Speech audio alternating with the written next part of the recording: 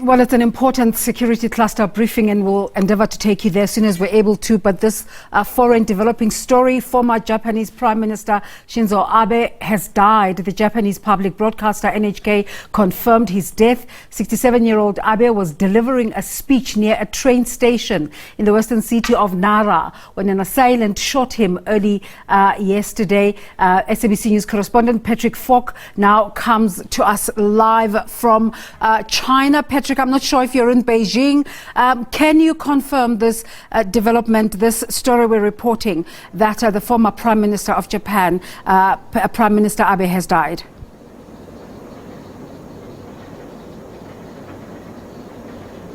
Yeah, well, a lot of people had been fearing the worst throughout the day because the reports we've been hearing haven't been encouraging, and we can now confirm that the former Prime Minister has died, aged 67. At the time he was airlifted to the hospital earlier, we were told that he was in a state of cardiac arrest, and then when he was in hospital, the public broadcaster NHK had said that he wasn't showing any vital signs. As you said, he was delivering a campaign speech in the city of Nara, west of Tokyo, ahead of Sunday's upper house elections when the attack occurred. It really has sent shockwaves throughout the country. We are still waiting to get more details on that, but it seems as though the worst has happened. We know also that Shinzo Abe had been shot in the neck and chest earlier on, and there was rather a lot of blood at the scene at the time. Are you able to tell us when this announcement was made, Patrick?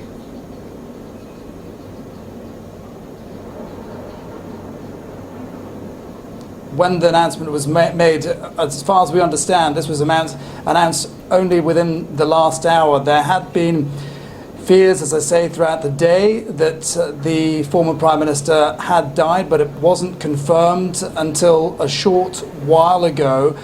We also understand, according to reports, that there had been attempts made at trying to give him blood transfusions, and that his wife had also travelled to the hospital in Nara to be by his side.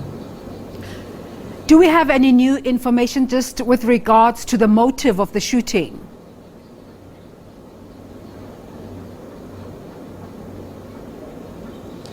Yeah, well, it certainly seems incredibly unusual and incredibly rare for different reasons. Police have arrested a 41-year-old man by the name of Tetsuya Yamagami. He is said to have been a resident of Nara and apparently had shot the former Prime Minister with what seemed to have been a homemade gun that was described as being about the size of a television camera. Police say that after the attack occurred and he was wrestled to the ground, that he had said to them that he was dissatisfied with Abe and had intended to kill him.